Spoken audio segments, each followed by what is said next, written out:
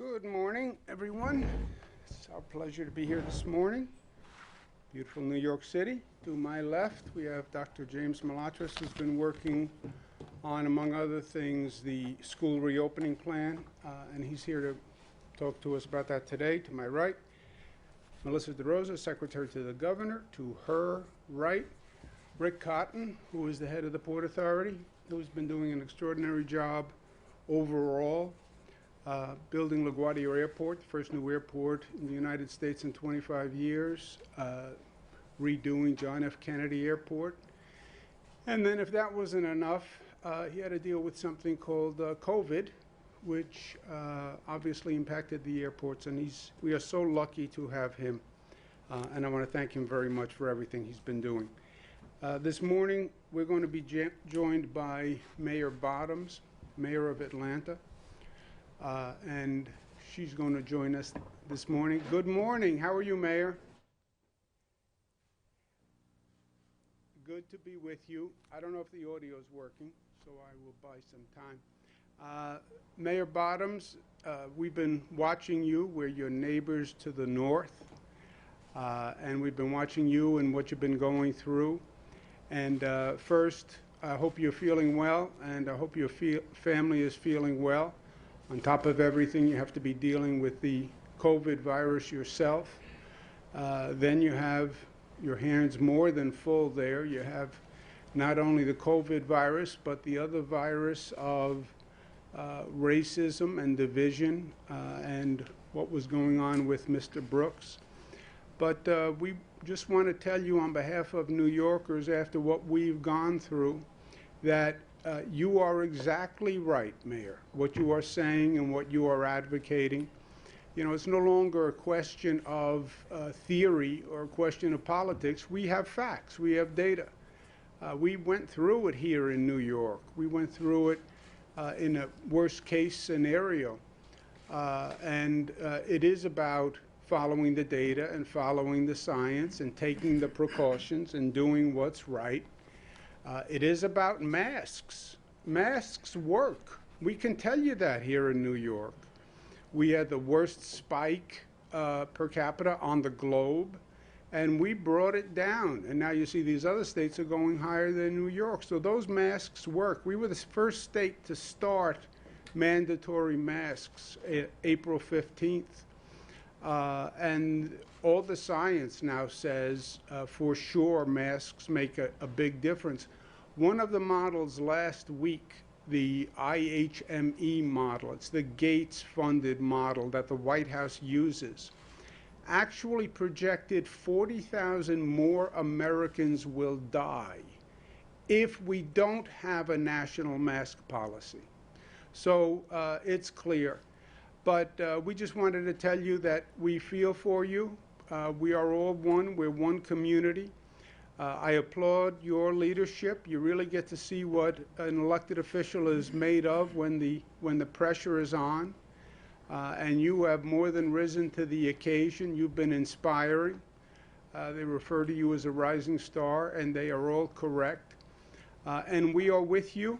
Anything we can do for you or the city, we stand ready.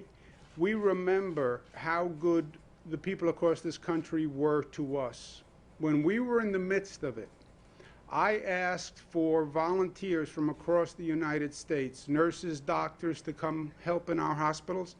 30,000 people volunteered to come to New York in the midst of it and work in our hospitals. It was such an act of generosity and love that it was really touching. So we're here for you, the concept of pay forward.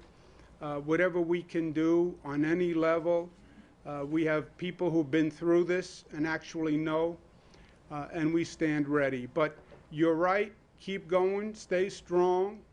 The facts will bear out. It's about saving lives, and you're doing exactly the right thing. And the numbers are going to show that. So thank you for taking some time to be with us today. Mayor?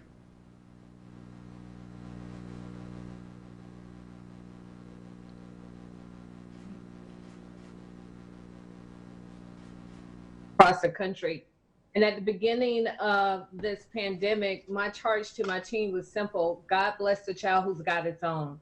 And I had no idea that we would have to go it alone in so many ways. I thought that it was more geared towards the lack of leadership we had at the federal level, but it has proven to be equally challenging at the statewide level. And my family is an example of what's happening across this country.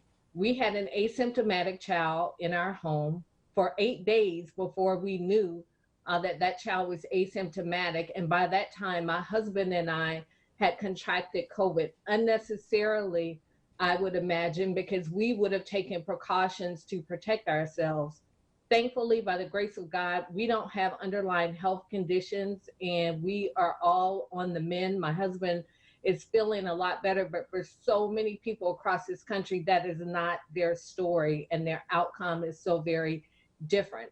So in Atlanta, when we saw that we were in a very different place than the governor's leadership was taking us, we convened an advisory committee in our city comprised of health experts, small business owners, Fortune 500 representatives, colleges and universities, just really a representation of our community. And they made some very clear recommendations on where we needed to go with reopening, a phased approach. We had made it into the second phase, but given where we are, our ICU bed capacity is maxed out in some hospitals. By the day, we're getting closer to maxing out in others. Our numbers are ticking up. I look at the numbers daily. I am seeing numbers that I have not seen since April. As of yesterday afternoon, we were up almost 23% over a week's period of time. We're headed in the wrong direction. So as a city, we've recommended that we go back to phase one, which is essentially a stay-at-home order. Also, we've instituted a mask mandate. The benefit of that is one, us taking a very clear position as a city that we recognize that wearing masks help save lives, but also even in the world's busiest airport, Hartsfield-Jackson Atlanta International Airport, one of our largest job centers, we can also mandate mask there as well. And it's very simple. Unless we have a coordinated approach across this country, we are going to continue to unnecessarily watch people die. And what makes it even more frustrating and even more disappointing, we didn't have to look to Italy. We could look to New York, and you told us very clearly that if we didn't do things differently in our cities and states, we would find ourselves in the same situation that New York was facing. And unfortunately, you were correct, because throughout the South, especially, we are getting there in rapid order. And so I thank you for your leadership. I know that as a city, in the same way New York was able to get to the other side, I know that we will get to the other side, but it is going to take us taking responsibility for ourselves and taking actions that look at data and science and not just our opinions. Right. Thank you very much, Mayor. And you're right. The unfortunate and really frustrating point here is why did other states have to go through this? I mean, we knew what we were dealing with. New York went down the path before. We lived exactly this. Just learn from what New York did. Learn from the numbers, learn from the data. And we knew that if you reopen recklessly, the virus was going to take off again. If you're not doing precautions, the virus was going to take off. Now, New York's problem is we have the infection coming from other states back to New York. We're worried about our infection rate going up because of people coming from other states where the infection rate is higher. We have a cluster of cases in an upstate county called Rensselaer. People came up from Georgia, they had the virus, and they infected people in New York, and then it took off. So you're on exactly the right track. Anything we can do to help? We're at a stable period now. We have the virus way down low. We went from the worst infection rate in the country to the best infection rate, the lowest. So we have a little breathing space here. Anything we can do for you that you need, any help on the testing, setting up the testing and the tracing, that is so, so important. And we've been through that. So you have an open offer, whatever you need, but we're also 100% behind you, and we wish you Godspeed in your health recovering, and we hope that Atlanta, under your guidance, comes back quickly, and anything we can do, we stand ready. Thank you, Governor, and that's exactly what we need assistance with. Testing that gets people results very quickly, and also the contact tracing, because we know that's extremely important for us to help slow the spread. So I appreciate your offer to help, and we certainly would be appreciative of that assistance. Well, we can do that. We have, I'll arrange it with your team, but we'll put together people who've done the testing for us and the contact tracing. We actually worked with Mike Bloomberg, former mayor of New York City. And because nobody knew what a contact tracing program was. And we worked with the former mayor who stepped up and brought Johns Hopkins to the table, and we came up with a training program and a whole software program. So I'll send a team down to Atlanta, and they can work with your people, and whatever we know and whatever we can share, we will do. In the meantime, send my regards to the former mayor there who I worked with. Send my regards to all the people at Centennial Park. When I was HUD secretary, I did a lot of work in Atlanta, a lot of good work. I have a lot of fond memories. So send my regards to everyone. I'll get that team together, and they'll come down to Atlanta as soon as it works for you. Thank you for being with us, Mayor. I appreciate it. Thank you. My pleasure. Thanks. Okay. Godspeed to the mayor. Where are we? Today is day 135. Let's talk about some facts first. Where are we? 792 hospitalizations today. That is very good news, lowest since March 18th. You look at our rate of transmission all across the board, every region, we see good numbers. And again, we have more data than any state in the country. So we live and die by the data, and all the numbers are good. You look across New York City, the county numbers, they are all good and they are all consistent. You have a little deviation from day to day. That's statistically irrelevant, but there's all good news in the numbers across the state and across the city. Death toll for yesterday is 10 people. Again, we'd love to see that number at 0, but compared to where we have been, that is a very good place to be. You look at the 3-day average, and you see there the whole slope of what we've gone through. You see the descent, and the experts say to me, you'll never really get to 0 on the number of deaths because people die. This is a condition like pneumonia. It attacks the respiratory system. So people who are very ill can contract COVID, and it can be the cause of death. But that's where we are now.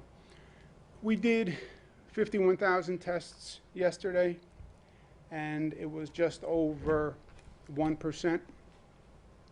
So it is all good news on where we are as a state. And the numbers show that what we have done in terms of our reopening strategy and our plan has worked. We have been reopening for weeks now. Over 1 month we started reopening. And we expected, after the reopening, we expected the numbers to tick up. They haven't ticked up. They've actually gone down. So the reopening strategy has worked. New York State SMART has worked, and it shows that this nation can defeat COVID. There was no reason to have these states on the increase. New York inherited a spike. Remember where we started. We were handed this high infection rate because nobody knew the virus had come from Europe. So we started with a high spike. We had to get that spike down. The other states didn't start with a spike. They just had to stop it from increasing. And with all we did in New York and all we knew, they were just blind to the reality. And again, I want to congratulate New Yorkers who really stepped up to the plate, and they did what they had to do. And it was hard. Social distancing, close businesses, close schools, stay at home. It was hard, but they did it. We now get to the question of reopening schools. There is a state formula that will determine if it is safe to reopen schools, okay? So open schools or not, there's a state formula that determines it. There are then state guidelines as to how that school reopens, right? State formula determines if it reopens. If it reopens, the second question is how, and that will be done by state guidelines. But the question of school opening is like the question of reopening the economy. Reopening the schools, reopening the economy. It's the same conversation. And by the way, it's the exact same conversation with the President of the United States. We talked about reopening the economy, and he said, just reopen the economy. There's no reason for any of this stuff, phases, data, masks, it's all baloney, just reopen.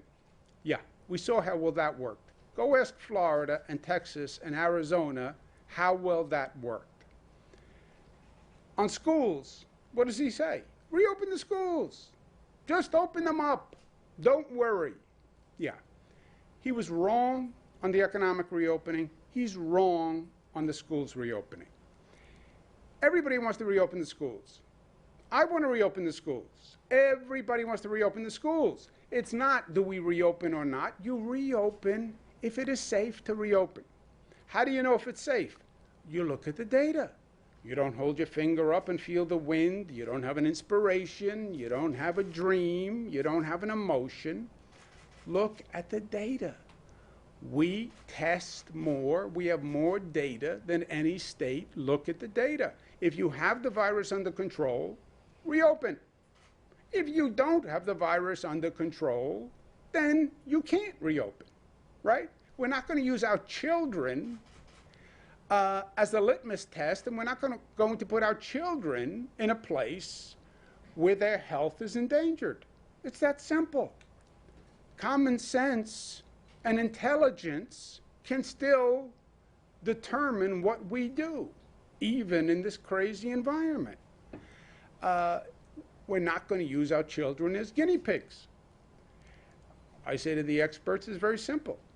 If I'm making the determination as to whether or not I would send my daughter to school. If it's safe, I'll send her. If it's not safe, I'm not going to send her. And you can determine that by science. So the formula is this.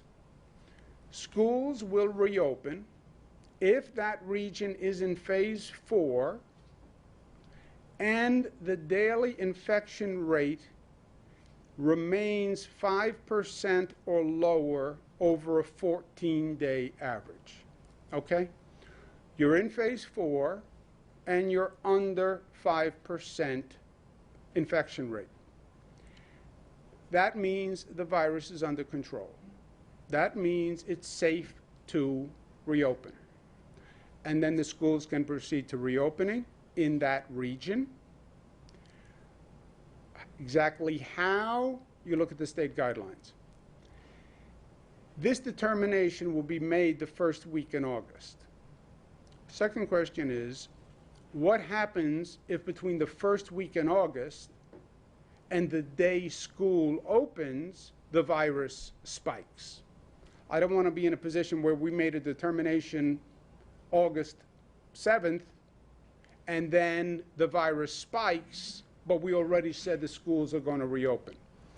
So the safety valve, there's a floor. Schools will close if the regional infection rate is above 9% on a 7-day average. Okay? So you get a green light, reopen in a region if you're in phase 4 and the infection rate is 5% or lower. If the infection rate goes over 9% on a 7-day average, that means the virus is moving rapidly and it is not intelligent to open. That's the green light and that's the red light, and it's the way we've done the economic reopening. It's purely on the numbers. Purely on the numbers. It's on the science. We'll make the first decision. We'll look at the numbers the week of August 1 to 7, the week because it's a rolling 14-day average. Different regions are in different positions on the 14-day average. Between August 1st, you get a green light on August 1st. Between August 1st and the day the school opens, we continue to monitor every day.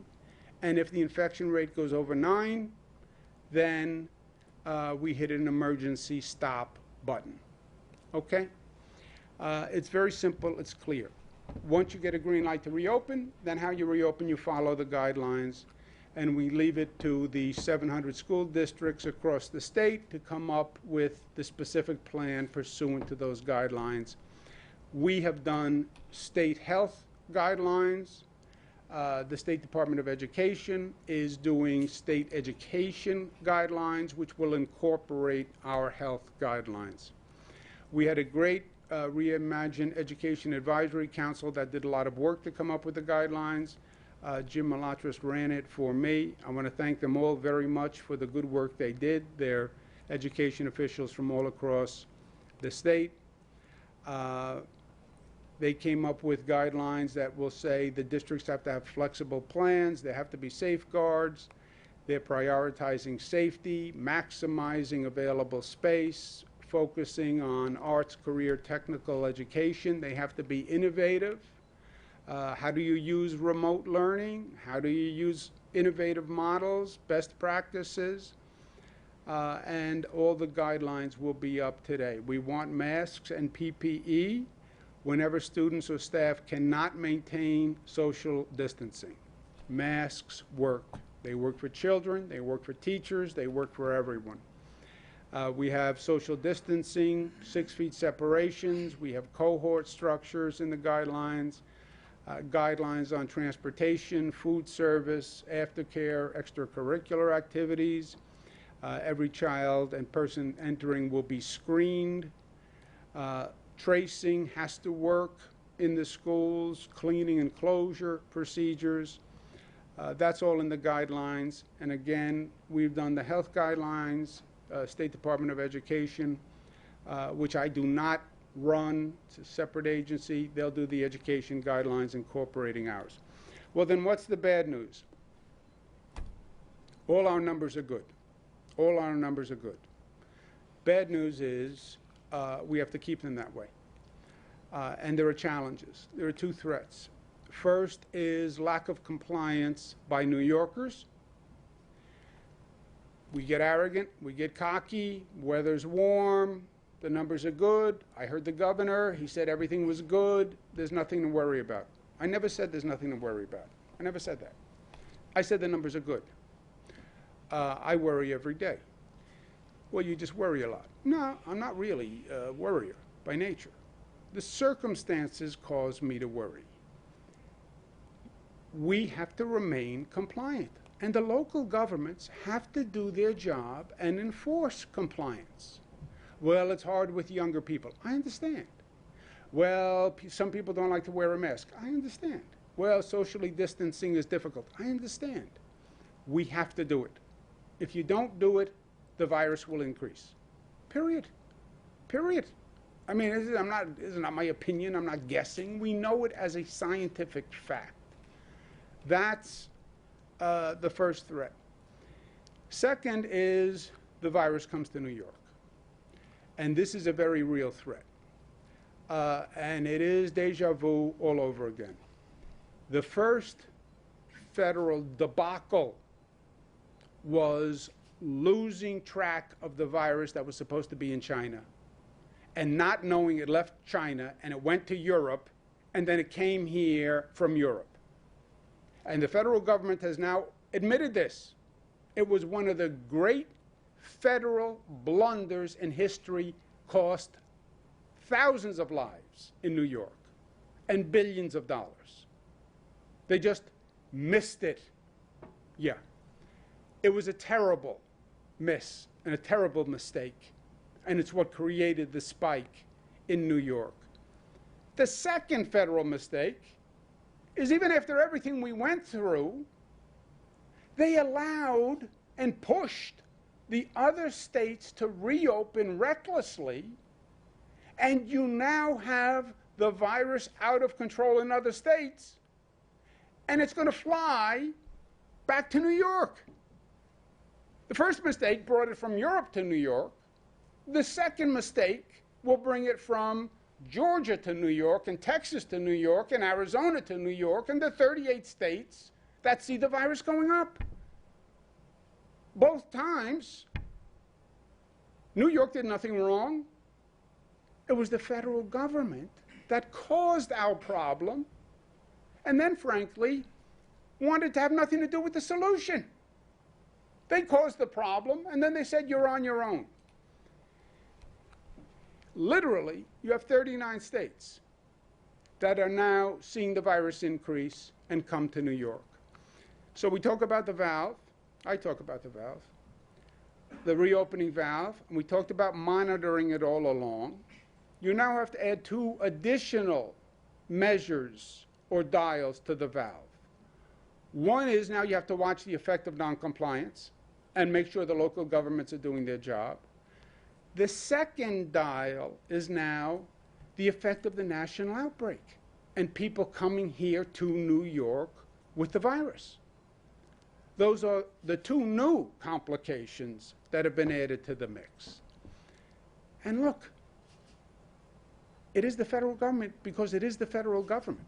Sometimes it is what it is. And this has been gross negligence. They have been denying the reality of the situation from the beginning. It doesn't exist. It's going to go away. By Easter, we'll reopen. When it gets warm, it will go away like it's a miracle. It didn't go away. There was no miracle. You denied reality. This is their political agenda over public health policy. That's what this is. This is politically inconvenient in an election year. So deny it. Yeah. Except you are jeopardizing public health and you're losing lives by your denial and your political agenda. And then, when the federal government didn't step up and handle this, this was a federal crisis. Why is New York State, or the state of Georgia, or the state of California, or any of these states handling the COVID virus? It's a national issue. The president did a federal emergency declaration. You know what a federal emergency declaration means? It means a federal emergency. You know who's in charge of federal emergencies? The federal government. That's why they use the word federal in all of those expressions. I was in the federal government. When there's a federal emergency, it's the responsibility of the federal government. They just abandoned their post and said it's up to the states. And by the way, they got offended when the states asked for any resources or help from the federal government. If they're not going to step up and address a problem that hurts every state in the United States, then what is the point of the federal government? I mean, if you don't see that as your role, what is the role? And now the president is attacking science. What a surprise. No surprise. He's been attacking science from day one. The denial of reality was to deny science. And he's done that from day one. At the end of the day, science trumps politics. Politics does not trump science. You don't defeat a virus with politics. You defeat a virus by using science and medicine. That was true from day one. The president now says his own health officials are lying about the virus. His own CDC health officials are lying about the virus. Well, if the president is telling the truth, you know what he should do? He should fire them. He should fire them. You know what I would do if I believed my health commissioner was lying? I would fire him. If I said in this room, my health commissioner is lying about the coronavirus, you know what your first question would be? Governor, if you say he's lying, how do you not fire him? How do you keep him in charge of health policy if you say the person is lying? Because someone is clearly lying to the American people. And people are dying because of it.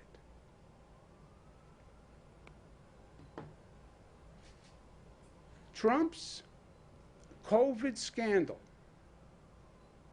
makes what Nixon did at Watergate look innocent.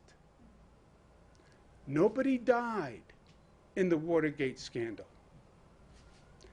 Thousands of people are going to die in this COVID scandal. And that is all the difference in the world. You look at the facts. The facts clearly demonstrate Trump was wrong from day one. And New Yorkers have been right from day one. There's no argument.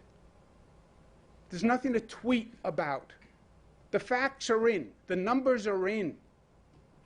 Look at the number of bodies. Look at the infection rate. New York's numbers have declined while the nation is going up. New York is down 70%. These other states up over 800%. Florida up 1,300%. Who's right, who's wrong? What's there to argue about? Those are the numbers. Tell me the numbers are wrong. It's all across the country, and it is undeniable. And it's now a threat to the state of New York. We have done a quarantine for the highest risk infection states. We know there have been instances of noncompliance. Noncompliance can lead to outbreaks. We're seeing it in Rensselaer County now, where people came up from Georgia. We're going to have the Department of Health issue an emergency health order today that will mandate that out-of-state travelers from the states that are quarantined must provide a location form before they leave the airport. The airlines will hand it out on the plane. It will also be available on the web. You can fill it out electronically, or you have to fill out the piece of paper on the airplane. You must give officials at the airport your form as to where you came from and where you're going before you leave the airport. It will be enforced in every airport in the state of New York. Downstate, the Port Authority will enforce it. If you leave the airport without providing the information, you will receive a summons immediately with a $2,000 fine. If you leave the airport without filling out the information, not only can you have a $2,000 fine, you can then be brought to a hearing and ordered to complete mandatory quarantine. Okay? None of this is pleasant, but we've gone through this before. We went through this when Rick Cotton and people at the Port Authority watched 3 million Europeans, people from Europe, come into this state and bringing the virus. Fool me once. We can't be in a situation where we have people coming from other states in the country bringing the virus again. It is that simple. Again, Port Authority will do the enforcement in downstate New York. The other airports will do it in upstate New York. The general point is we have to stay diligent. New Yorkers have been truly amazing, and what they did was historic. They tamed the beast because they are New York tough, which means smart, united, disciplined, and loving. Those were the facts. I now want to give you an opinion. In this case, it's a very personal opinion, but very personal. There's personal, then there's like very personal, which is even more personal than just personal. We went through 11 days of hell. Everybody processed it their own way. I saw it as climbing a mountain, and you had to climb that mountain every day, and every day was hard, and every day climbing the mountain, you didn't even know how high the mountain was. And at the same time, you were designing the mountain because our behavior was going to design the mountain and design the plateau and the peak. When will the virus stop? When you stop the virus, is what the experts would say to me. It was like a cruel riddle every day. When do the deaths stop? When does the infection rate stop? When you stop it. What does that mean? When the social distancing works, when the close down policies work, when the masks work. So you're climbing a mountain and you are designing the curve of the mountain. It ends when you say it ends, right? This was traumatizing for people. And on a personal level, economic level, it was frightening, it was isolating. Everyone had their own demons they were dealing with. I had my own demons and my own fears. I'm afraid for my mother, afraid for my kids, afraid for my brother. Everyone had their own pain and their own trauma to deal with. But what we went through and what we did was historic. Because we did tame the beast. We did turn the corner. We did plateau that mountain. And then we came down the other side. And they will be talking about what we did for decades to come. It really was an historic moment. Personally traumatic, socially traumatic, and historic. So, I love history. I love poster art.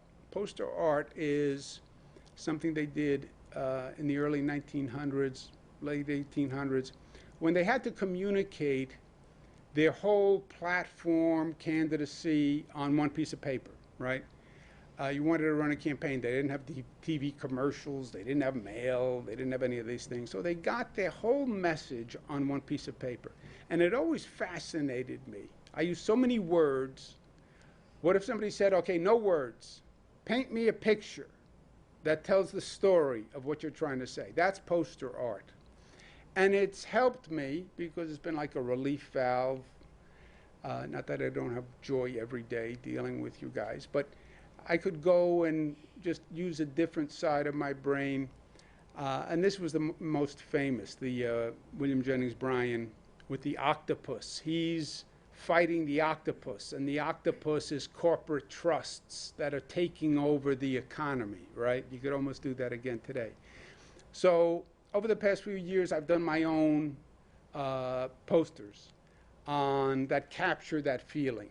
I did this one for the State of the State, Ship of State, that was sailing in this sea of division, right, back in January.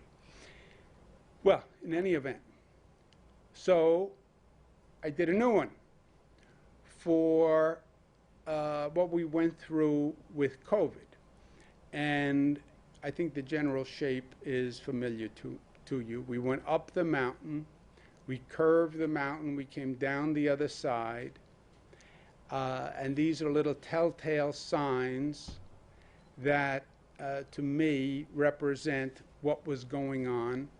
That big arrow that goes right up through it, that was the economic models, right? We needed 120,000 beds, we needed 140,000 beds, and those models shot straight up. We had to bend the curve despite those models. We needed 30,000 ventilators, that model said. We almost get to the top of the mountain. Economy falls. Get it? Economy falls like Niagara Falls. But then the economy drops, the economy falls. And the economy comes running down. Timeline on the bottom from day 1 to day 111. It's roughly scaled. And then little visuals of what was going on. Starts on day 1. Little octopuses, the tail, back to the William Jennings Bryan poster. Zach got that right away. First comes on a cruise ship, the COVID virus, right? We start the daily briefings. It's Jim Malatras and Stephanie Benton. Hand sanitizer. We have the winds of fear are blowing. Everybody's afraid. We have the plane bringing 3 million people from Europe, and that's how COVID came, through the clouds of the federal government, CDC, etc. Testing, hospital surge, Javits Center. We're pulling down the curve together, right? 111 days of hell, the New Rochelle hotspot, first hotspot cluster, testing, tracing, nasal swab, cute little button nose. I'm driving once again.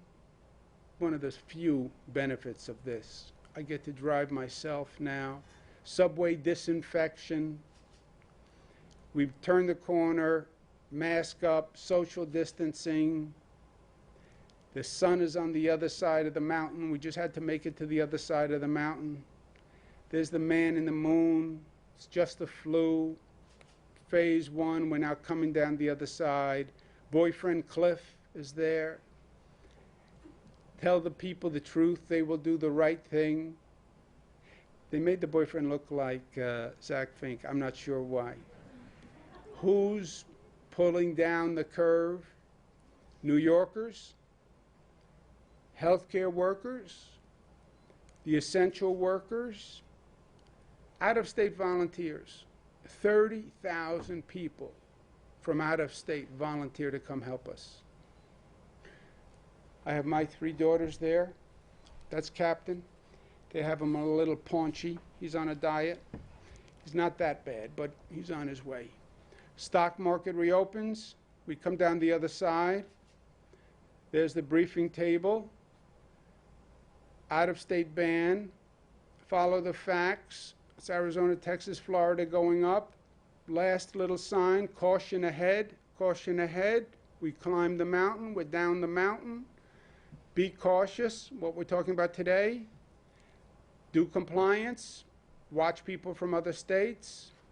And we're still in the sea of division, which I talked about in January. Even worse, George Floyd murder, racial tension, protests, even worse than it was. So, New York tough, smart, united, disciplined, loving, in case you haven't heard that before, because love wins at the end of the day. Love is the rainbow. Timeline on the bottom. We forged community, and community wins. And you were part of it. And I'm going to give you a poster, because you were a part of it. Andrew. Governor, 2 questions. First, I thought you had indicated at the end of last week that you yourself might travel to some of the other states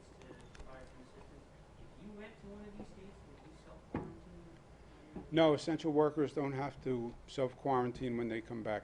I'm an essential worker. Second question has to do with your threshold. I think I'm an essential worker. Some people would say I'm not that essential, but For your threshold for schools, you talked about the percentage testing positive with the floor being 5% and the ceiling being 9%. Given that New York is somewhere around 1% right now, if you're below it, but up to somewhere around 4% at the time you're making the decision, and maybe Jim wants to weigh in on this, might that be an alarm bell right there? yeah, well, look, yes, you can follow the number. That's what's nice about this. There's no politics, there's no personal opinion, there's no vagary. Look at the number. You're at 1%. Okay, as long as you don't go over 5, you have a green light. If you see 2, 3, if it's a consistent basis, then yeah, start to worry. Because if the number's going up, the number goes up. And if the number goes over 5, you hit the red emergency button. So if you see 2, 3, 4, yeah, you're probably headed for 5, unless you do something very dramatic very quickly. Governor, I wonder if you could respond to AOC's comments, I believe it was yesterday, regarding an uptick in violence in the city. She said that it's probably the result of people not having their rent canceled, people needing to steal for bread. I think that's what she would say, but that's not the case, at least when it comes to shootings. I'm wondering, number one, your reaction to that, and is that the kind of comment that ends up filling the void when there's a lack of explanation from city officials, including the mayor? Well, look, an incorrect, I don't know what she said, so I have no comment on what she said, but people have theories. An incorrect theory doesn't wind up being correct because there's a void. And I think we have been talking about what's going on. I don't think there is one answer, but I think you raised a good point last week. I think there are a number of contributing factors. And you put all those factors together, and that's what you're seeing going on. There's no one factor, and that's why it's a little more complicated. You know, in politics, they want to be able to say it's just this. It's not just this. There are a number of factors. But I don't think, you have violent crime, which is murder, etc., more than robbery, I think the violent crimes have been more drug-related, etc., on the facts. Yeah. On the rent issue specifically, though, as I'm sure you all remember, the governor did an executive order back in March that said there couldn't be any evictions on commercial or residential rent through June. We then extended that for anyone who was COVID hardship related through the end of August. In the interim, the legislature passed legislation that said that you can't be up for any rent evictions during this crisis, which is a bill that we signed, I think, a week and a half ago. And so I'm not sure how it could square that it's people that are concerned, like not able to pay their rent, when right now there are no evictions on the table legally. So. Yeah, it is factually impossible that somebody committed a crime so they could pay their rent. If you can't pay your rent, you cannot be evicted right now.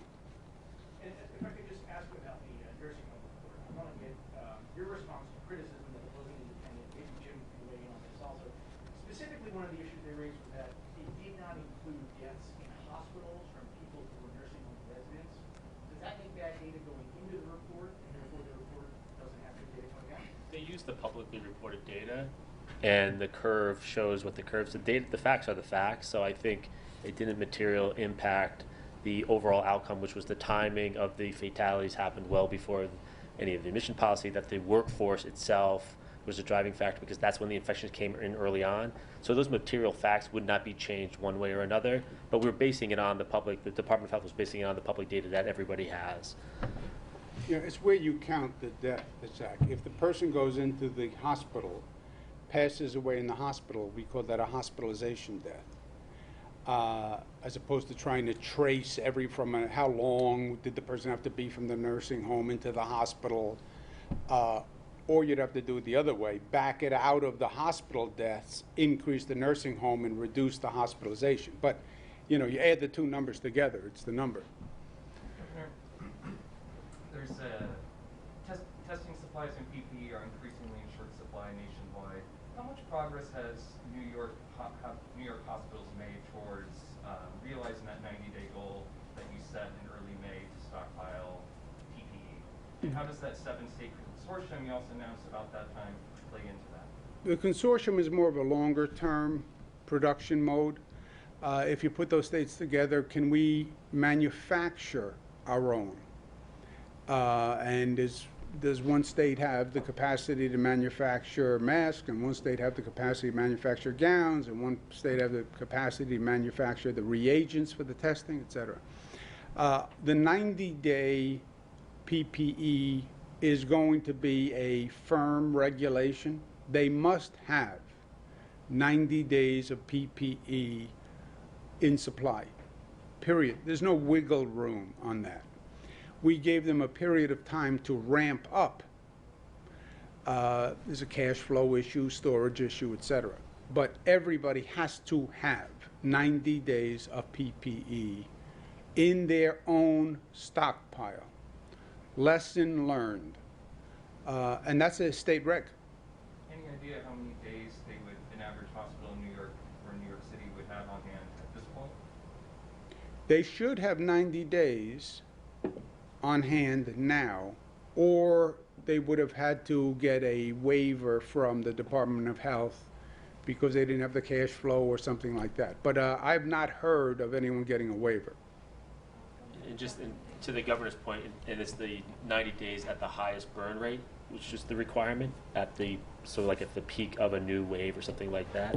And we're tracking this. Many of the hospitals, we track it regionally as well, have more than 90 days. They've actually gone extra cautious. Some have 120 days worth of materials. So we're tracking all of that. I don't know of any waivers either, but we'll check on that. That did not apply, Zach, to testing equipment. That was only hospital PPE. Governor, Christie would like to suggest two things. What is your response to seeing the 0 deaths in New York City for 24 hours if the site might be possible to see 0? That's potential mistake, you think? And also, does the state plan to provide financial resources maybe for schools that won't be reopening in the fall? Yeah, what was the second question? If the state plans to provide financial resources maybe to school districts that won't be opening in the fall that have to do e-learning, if that's to provide extra resources. Yeah, I don't think the state funding formula goes by legislation now. It's a set formula for every school district in the state, 700 school districts.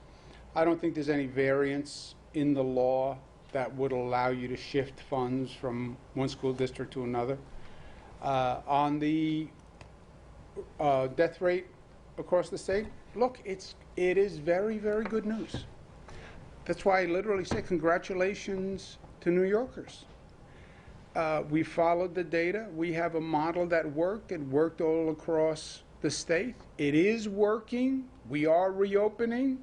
The other regions outside of New York are even further down the road on reopening.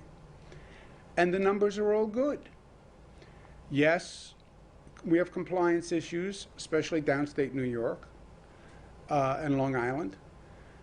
But it's been great news. I want to look ahead. You know, if it was just today, I'd say great, all great.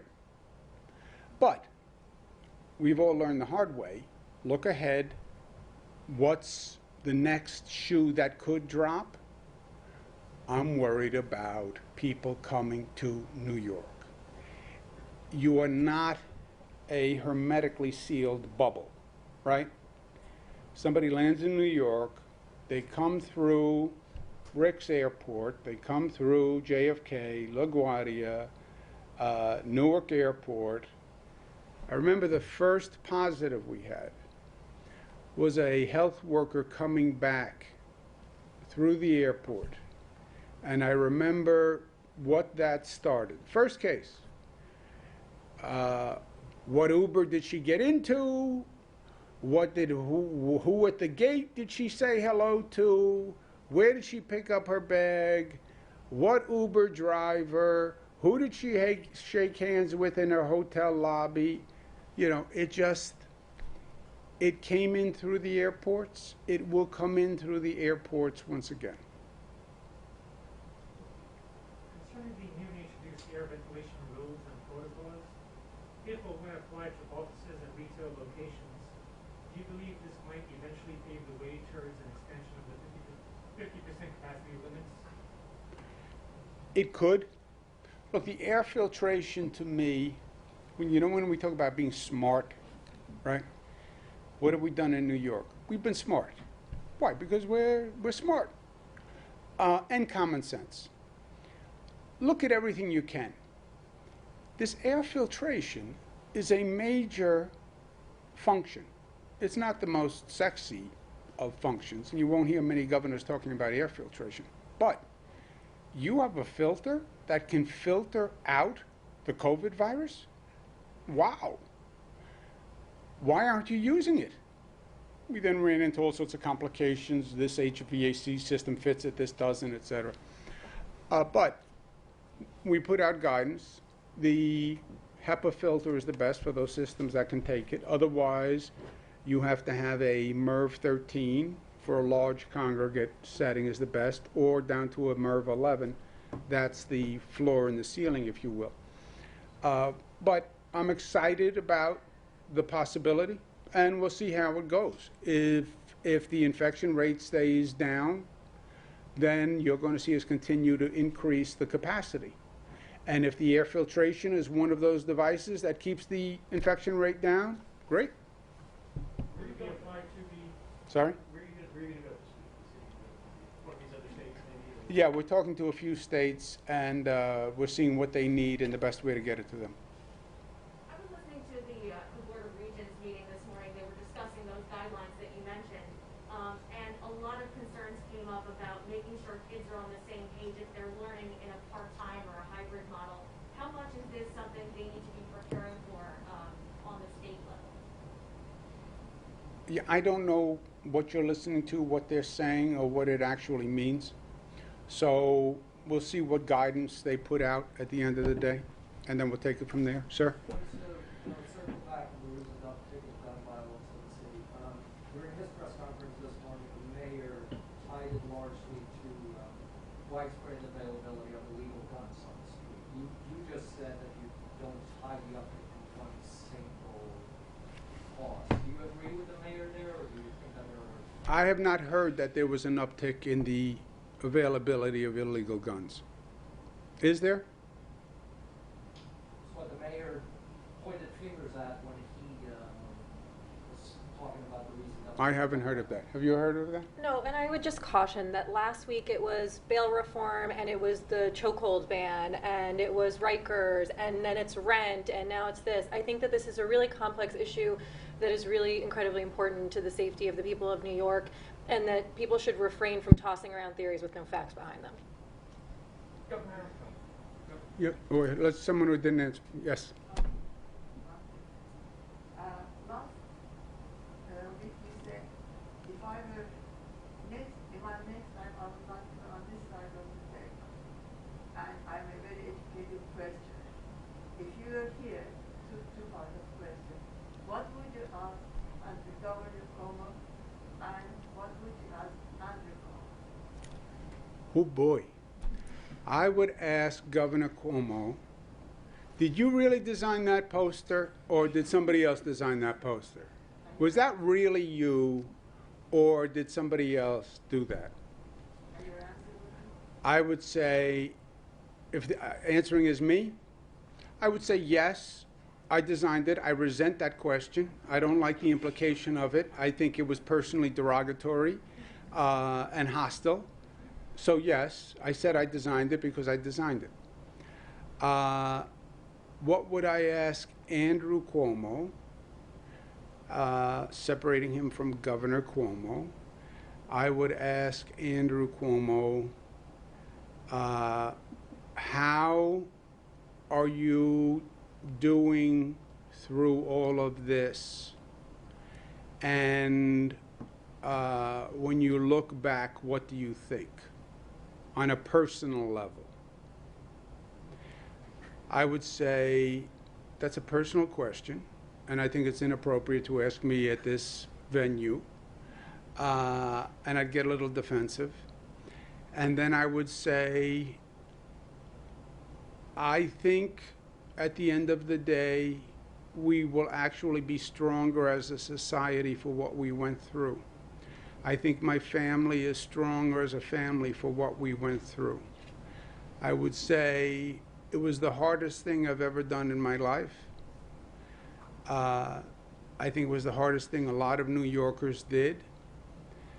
But I think I am stronger for it. I think my family is stronger for it. I think we're stronger for it as a society.